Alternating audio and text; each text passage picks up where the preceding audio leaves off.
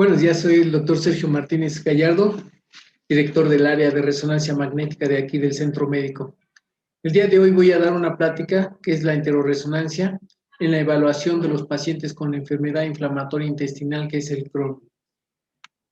El objetivo de esta charla es describir y conocer los signos radiológicos o imaginológicos de la enfermedad de Crohn, tanto en la fase aguda como crónica, y sus complicaciones mediante la enteroresonancia magnética. También es reconocer la enteroresonancia magnética como una prueba radiológica de elección en el estudio en la fase aguda y seguimiento de la enfermedad. Como introducción, quiero decir que la enfermedad de Crohn es una enfermedad inflamatoria crónica, granulomatosa, recurrente y remitente, y que afecta de manera segmentaria al intestino delgado. Esta se puede extender desde la boca hasta el ano. Anteriormente tenía otros sinónimos como ileocolitis, enteritis regional, ileitis terminal, pero esto ha desaparecido totalmente porque en lugar de ayudar, confunde y definitivamente los sinónimos desaparecen y se le deja como enfermedad de Crohn. La etiología exacta no está bien conocida, sin embargo sabemos que existen factores genéticos, psicológicos, infecciosos, ambientales y principalmente el tabaquismo también es otro factor que también puede desencadenar la enfermedad de Crohn en algunos pacientes. Sabemos que hay dos picos de incidencia, entrada entre los 15 y 25 años, no quiere decir que no haya también en la edad pediátrica, y otro pico entre los 50 y 80 años, y que generalmente en ambos picos generalmente domina o predomina más en el sexo femenino. Puede afectar a toda la raza del mundo, pero principalmente se ha visto que afecta a la población judía y a los caucásicos. Esta enfermedad generalmente afecta a la región iliocecal en un 55%, al intestino delgado en un 30% y al colon en un 15%. Podemos tener complicaciones de esta enfermedad como es el megacolon tóxico, fístulas, perforaciones, obstrucción y neoplasias malignas como es el linfoma o el adenocarcinoma. En sus estadios iniciales, sin conocer los hallazgos, a veces hay que ver el diagnóstico diferencial porque el engrosamiento y el reforzamiento anormal de la pared o de la mucosa puede hacer diagnósticos diferenciales con otro tipo de enfermedades, como es la micobacteria tuberculosis, la yersina enterocolítica, el citomegalovirus, la isquemia, la enteritis por radiación, linfoma o metástasis, y en los niños principalmente con adenitis mesentérica.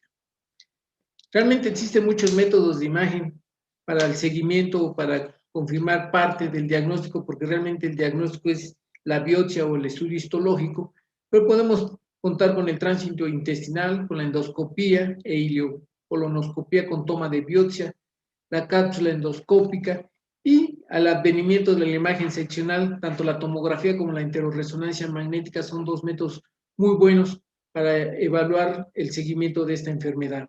Sabemos que la tomografía es mucho mejor también, pero en este caso voy a hablar de la enteroresonancia magnética. La enteroresonancia magnética debe de realizarse para la evaluación de esta enfermedad con equipos de 1.5 o 3 teslas. No quiero redundar en los protocolos porque cada hospital tiene su protocolo y cada quien ellos ven qué es lo que conviene y qué es lo que no conviene. Sin embargo, siempre la literatura dice que nunca debe de faltar las secuencias T1 convencionales, las T2 y principalmente en supresión grasa, tanto T1 como T2, que no debe de faltar la difusión, el eco gradiente y la secuencia cine en plano axial y en plano coronal, y el contraste tanto oral como endovenoso, ¿no? El contraste oral generalmente sabemos que existen tres tipos, el positivos, negativos, bifásicos. Generalmente siempre usamos los bifásicos porque son los más disponibles, los de bajo costo, y generalmente usamos jugo de piña en nuestro medio hospitalario. El diagnóstico de la enfermedad de Crohn realmente se basa en los síntomas clínicos, en la endoscopía, en la biopsia y en los estudios radiológicos. Realmente la resonancia magnética se realiza en la enfermedad de Crohn, confirmada una vez histológicamente con el fin de valorar la extensión y sus posibles complicaciones para su adecuado tratamiento.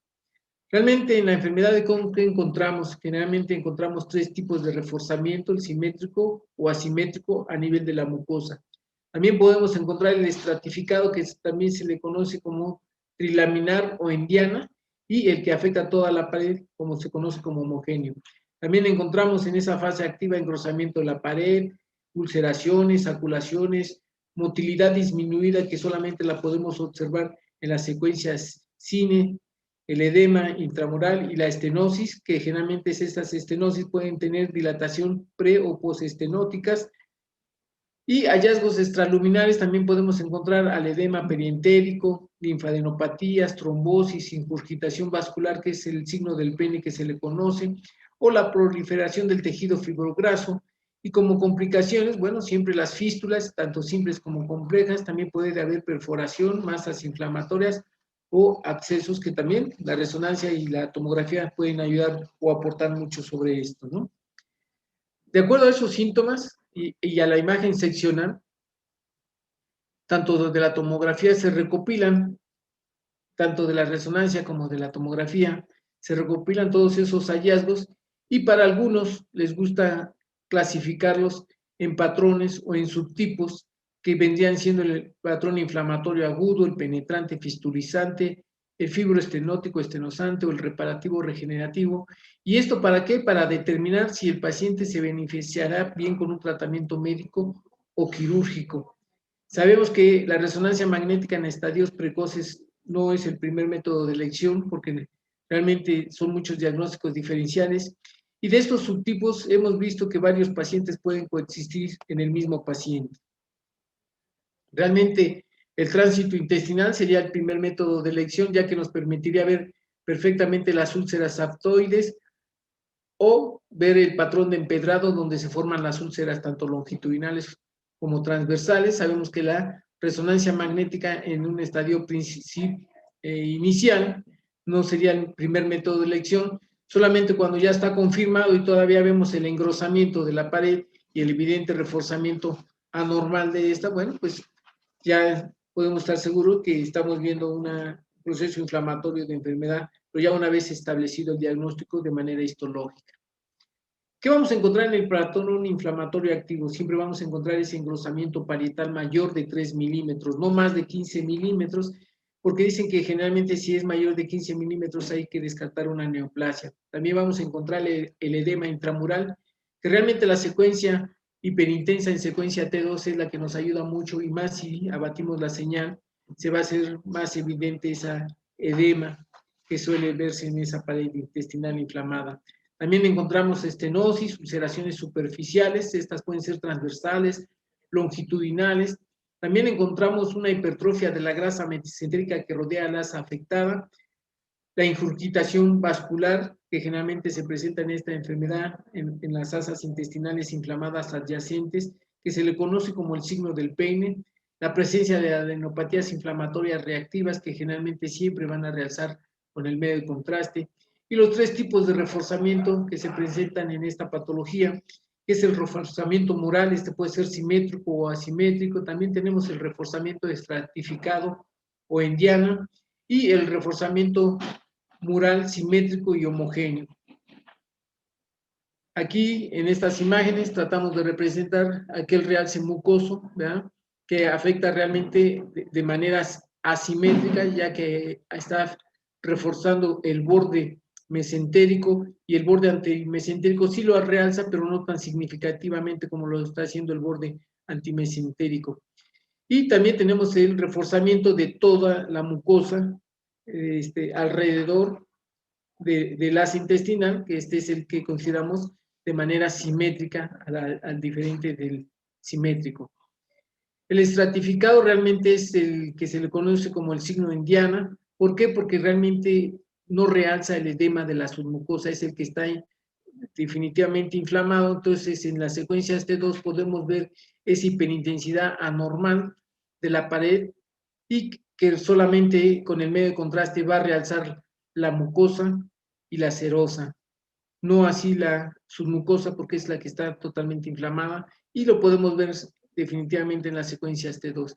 Y el realce parietal y homogéneo transmural generalmente afecta a todos los planos, ¿verdad? Y en este reforzamiento es el que más se presenta comúnmente en los niños y en los jóvenes adultos.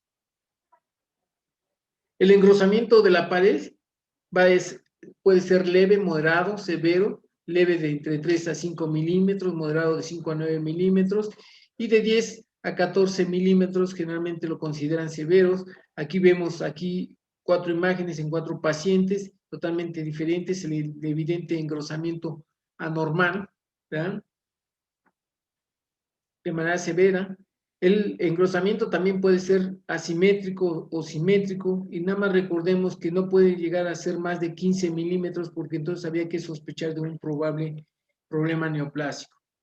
El edema intramural se identifica generalmente en las secuencias T2, supresión grasa, que se muestra esa franca hiperintensidad anormal, que es el cambio inflamatorio que solemos ver en las secuencias T2, supresión grasa, y que va a mostrar relativamente reforzamiento anormal con el medio de contraste endovenoso.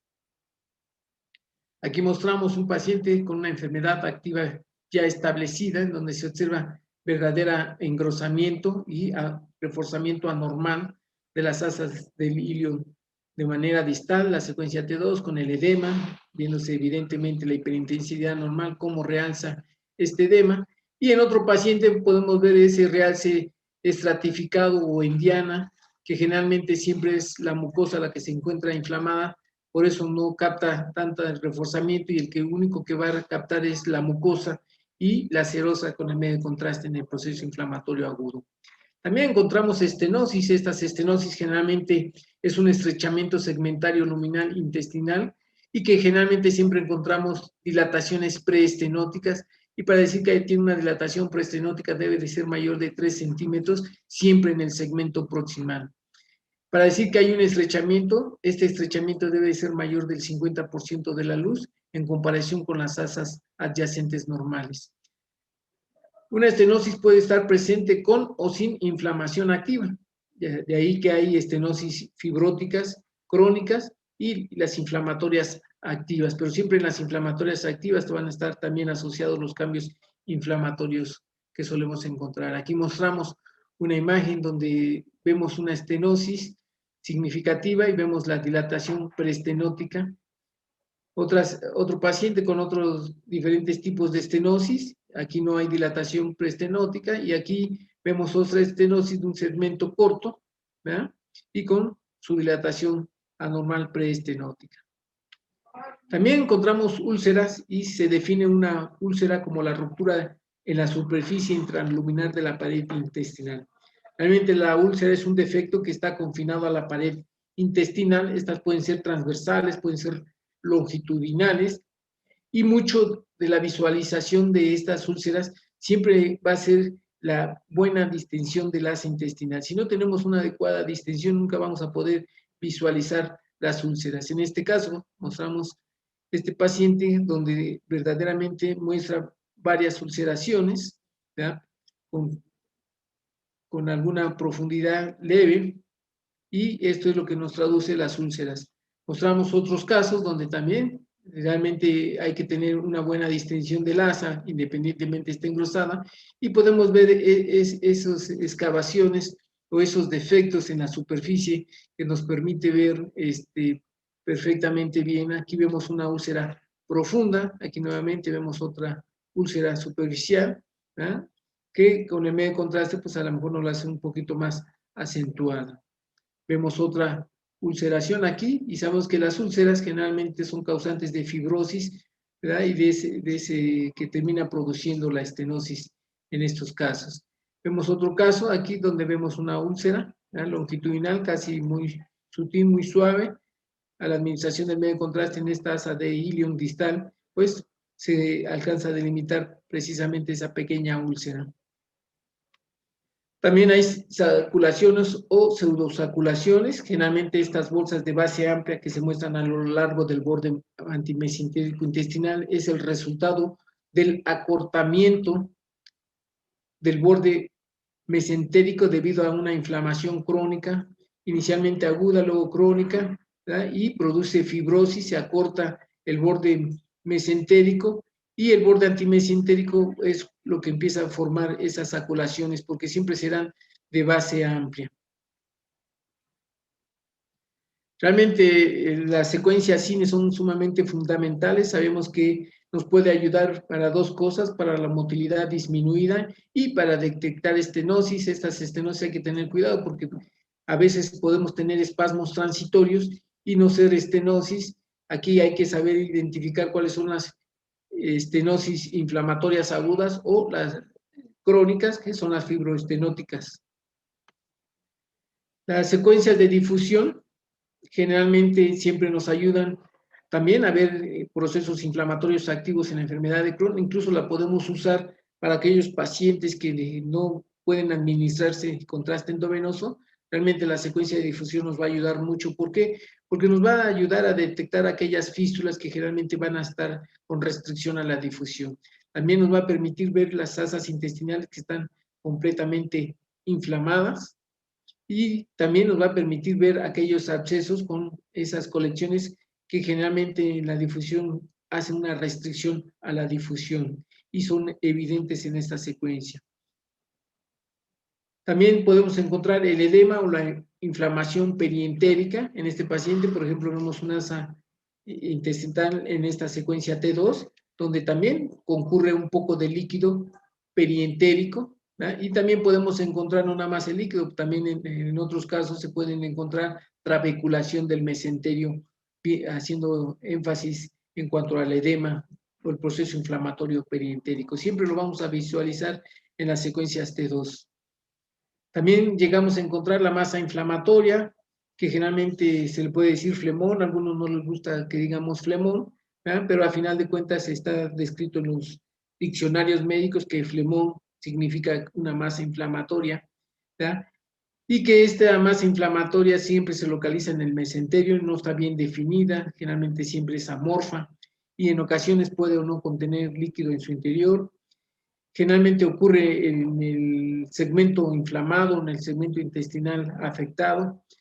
Generalmente estas masas inflamatorias son los precursores de los abscesos y su comportamiento pues siempre va a ser hipointenso en T1, levemente hiperintensa en T2 o una señal un poquito más alta en el T2 y siempre van a mostrar reforzamiento con el medio de contraste.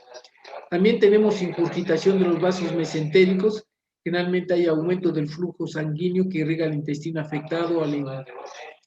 Hay vasos sanguíneos dilatados que generalmente suministran y drenan hacia la asa intestinal inflamada. A esto se le conoce como el signo del Peine. Está presente esta enfermedad inflamatoria activa y no activa. Este signo puede estar en el proceso inflamatorio activo o no activo. Se visualiza mejor en la fase contrastada estos hallazgos del signo del Peine. Generalmente aquí vemos un paciente con una secuencia T2, vemos el signo del Peine, pero si al administrar el medio de contraste se nos hace mucho más evidente el reforzamiento de esta vascularidad mesentérica. Aquí vemos otra imagen en otro paciente con el signo del Peine, que es la ingurgitación o la dilatación vascular que solemos ver en esta patología. También tenemos proliferación del tejido fibroso graso mesentérico, que generalmente es una hipertrofia grasa del mesenterio, que siempre está adyacente a las asas intestinales inflamadas o afectadas y que generalmente va a desplazar aquellas estructuras adyacentes o circundantes a esta. Generalmente siempre la proliferación del tejido fibrograso se encuentra en el borde mesentérico, pero también podemos verlo de manera circunscrita. También podemos encontrarlo tanto en la enfermedad aguda inflamatoria o en la fase crónica. Los ganglios mesentéricos en esta enfermedad también están presentes. Generalmente son reactivos inflamatorios. Se dice que generalmente deben de medir entre 3 y 8 milímetros de diámetro, no deben de alcanzar más de 15 milímetros. Otra literatura dice que están entre 10 y 15 milímetros y siempre hay que medirlos en su eje corto. Realmente todos estos ganglios muestran reforzamiento tras la administración del medio de contraste. Si llegan a medir más de 15 milímetros, bueno, vamos a pensar en un carcinoma o en un linfoma. También la difusión es muy útil para la detección de los ganglios, ya que en esta secuencia los vamos a ver francamente hiperintensos. Aquí mostramos los 3 pacientes donde vemos ganglios, una secuencia T2, vemos estos ganglios hiperintensos, aquí en la región iliocolónica, Aquí vemos otros adyacentes hacia el lado izquierdo, ¿verdad? Y tenemos otros ganglios que están reforzando con el medio de contraste, también en el borde iliocolónico. El patrón penetrante fistulizante, se dice que generalmente afecta al 35% de pacientes con enfermedad de Crohn. Sabemos que hay úlceras profundas, ¿verdad? Las lesiones se extienden a las capas profundas y pueden terminar en fondos de saco ciego o formar abscesos o penetrar a otros órganos como es la piel, la vagina, la vejiga. También podemos encontrar fístulas complejas que pueden estar comunicadas con el colon o entre las propias asas intestinales, tanto de yeyuno como ilion, y también se le conoce como la imagen en trébol o la imagen estrellada, ¿verdad? Y generalmente sabemos que son precursores de los abscesos. Estas pueden extenderse a órganos vecinos o también producir abscesos y mostrar el realce de la cápsula con el medio de contraste en los abscesos. La difusión siempre será útil para identificar, como anteriormente lo dijimos, los abscesos, ya que en esta secuencia generalmente tiene esa restricción.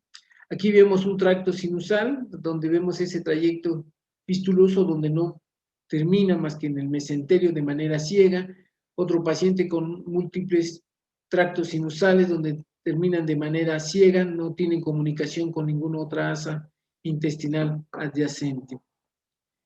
Tenemos las fístulas simples, que generalmente siempre se ve el tracto extraentérico, puede o no contener líquido, generalmente, siempre conecta con la luz intestinal, con otra superficie epitelial, ¿verdad? Y aquí tenemos una fístula entérica, ¿verdad? Que va hacia el tejido, hacia la piel, hacia el tejido cutáneo. Aquí tenemos otras fístulas entre el colon y el ilion terminal, ¿verdad? Y lo que hay que saber que es bien importante que las fístulas generalmente surgen a nivel del tercio medio proximal de las estenosis, donde está la asa inflamada activa. Algunas reciben diferentes nombres dependiendo de la conexión que tenga. Por ejemplo, podemos tener la fístula enterocutánea, la rectovaginal, la enterocolónica, la enterovesical o la enteroentérica. Y aquí mostramos algunas fístulas complejas, ¿verdad? Esta es la estrellada o la de imagen en trébol. Es una resonancia magnética en secuencia T2.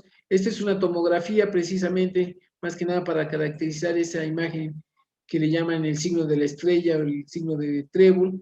Este es un tránsito intestinal con la misma característica, que son comunicaciones entre esas asas intestinales. Acá mostramos otras fístulas que generalmente es el mismo paciente que están comunicando entre las asas de yeyuno e ilio. También podemos identificar los abscesos en la resonancia magnética. Sin embargo, los abscesos se delimitan mucho mejor por tomografía. Dicen que por resonancia magnética pueden pasar algunos pequeños desapercibidos, y realmente aquí vemos una colección, vemos este reforzamiento, ¿verdad? Pero realmente la tomografía es mucho mejor para detectar los abscesos más que la resonancia magnética. Por eso siempre es importante en la resonancia magnética utilizar la difusión, porque ahí vamos a poder identificar precisamente la restricción de estos abscesos. También vamos a encontrar perforación libre. Este proceso realmente es raro en la enfermedad de Crohn, ¿verdad? Generalmente lo vemos en el patrón penetrante fistulizante, ya que puede conducir a la perforación intestinal y liberación de aire libre intraperitoneal. Realmente esto es un momento quirúrgico inmediato. También podemos encontrar trombosis venosa mesentérica y oclusión, ¿verdad?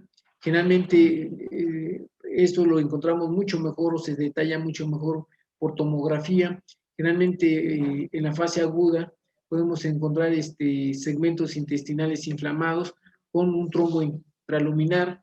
En las fases crónicas las venas se ven estrechadas e interrumpidas con vasos colaterales y o intestino varicoso adyacente. Bien, el patrón estenosante generalmente es una estenosis fibrótica. Ya dijimos cuando hablamos de las estenosis, se produce por depósito de la colágena en la submucosa con inflamación recurrente y cicatrización. Generalmente hay una reducción en el diámetro de la luz, ya dijimos que debe ser mayor del 50%, y generalmente siempre nos encontramos con las dilataciones preestenóticas. Sus paredes se muestran generalmente en este patrón, son iso o hipointensas en secuencia T2 porque no hay un proceso inflamatorio. Sin embargo, también podemos encontrar asas intestinales estenosadas y aún con proceso inflamatorio, bueno, generalmente ahí los vamos a ver francamente hiperintensas. Las secuencias cine siempre nos van a ayudar para ver esos segmentos afectados, para ver la rigidez y la hipomotilidad de estos segmentos.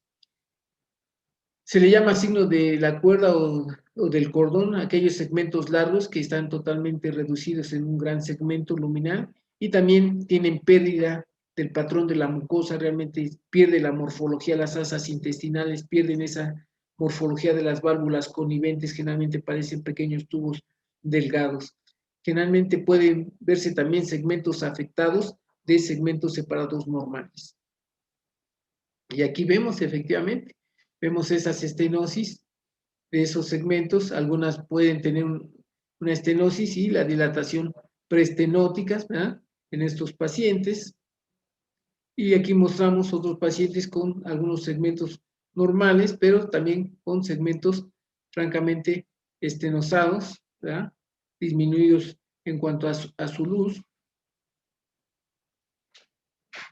También podemos ver aquí este paciente que tiene una oclusión intestinal, puede ocurrir oclusiones intestinales por el patrón fibroestenótico estenosante, como en este caso, vemos francamente dilatación de las asas de intestino delgado, y aquí vemos el sitio de oclusión de esta oclusión intestinal, esta es la causa de esa oclusión, esta estenosis inflamatoria aguda, y hay que recordar algo bien importante, que también los procesos inflamatorios continuamente del mesenterio en la enfermedad de Crohn puede producir adherencias y también nos puede llevar a la oclusión intestinal. Por último, realmente el patrón reparativo regenerativo es una enfermedad crónica que se encuentra con infiltración grasa a la submucosa o a la capa de la submucosa. Generalmente la secuencia T2 nos ayuda mucho porque podemos ver la grasa, cómo se ve hipointensa en esta fase de reparativas regenerativas. Generalmente se le conoce como el signo del halo.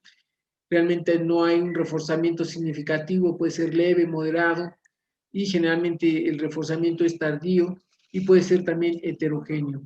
Realmente en esta fase no vamos a ver la mayoría de ellos signos inflamatorios agudos y podemos encontrar pólipos. Aquí mostramos esos pequeños pólipos que pueden estar en esta fase reparativa regenerativa, ¿ah?, y vemos esa hipointensidad donde no hay, en esta secuencia T2 supresión grasa, donde no hay edema y donde realmente se ve la grasa que no está realzando, no hay un reforzamiento, no hay una hiperintensidad tal cual en la secuencia T2, lo cual nos hace sospechar que esto es grasa en la submucosa, y vemos ahora sí el reforzamiento mucoso y de la serosa en este paciente sin enfermedad inflamatoria.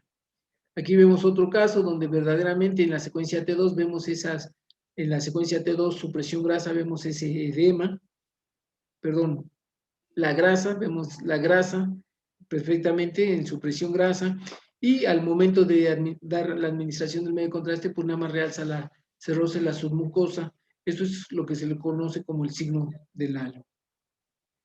Existen otras complicaciones generalmente en la enfermedad de Crohn, como las fístulas anales, la sacroileitis, también podemos tener colangitis esclerosante primaria, necrosis avascular de la cabeza femoral, trombosis mesentérica, ya sea aguda o crónica, pancreatitis, también podemos encontrar nefrolitiasis o colelitiasis, y principalmente los dos tumores que generalmente pueden ocurrir en esta enfermedad, que es el linfoma y el adenocarcinoma de manera tardía.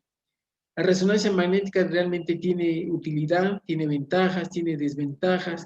Realmente la utilidad nos permite valorar la pared intestinal y las estructuras adyacentes. Identificamos complicaciones, sobre todo las fístulas, y la atenuación mural se correlaciona fielmente con la actividad de la enfermedad. Como ventajas, pues sabemos que es multiplanar, no hay radiación ionizante, puede ser comparativo y seguimiento con otros estudios. La desventaja es que no detecta cambios iniciales en la mucosa, por eso es un método que no es de inicio temprano para el diagnóstico de enfermedad de Crohn, es ya una vez establecido. Se necesita contraste endovenoso Y la exploración generalmente es de mayor tiempo para la realización de este estudio. Generalmente nos lleva aproximadamente entre 25 y media hora la realización de estos estudios. Y también en pacientes con claustrofobia no se puede realizar estos estudios. En conclusión, realmente quiero decir que la enteroresonancia magnética se impone sobre todo en el seguimiento de la enfermedad de Crohn, por su alta resolución y definición de contraste en los diferentes tejidos. Realmente detecta signos de enfermedad activa, así como sus complicaciones, nos permite evaluar un adecuado tratamiento en estos pacientes con enfermedad de Crohn, reduce la radiación por este método de imagen en estos pacientes y podemos realizar controles frecuentes dada la evolución típica de esta enfermedad. Aquí muestro la bibliografía en la cual me basé para dar esta plática. Les doy las gracias.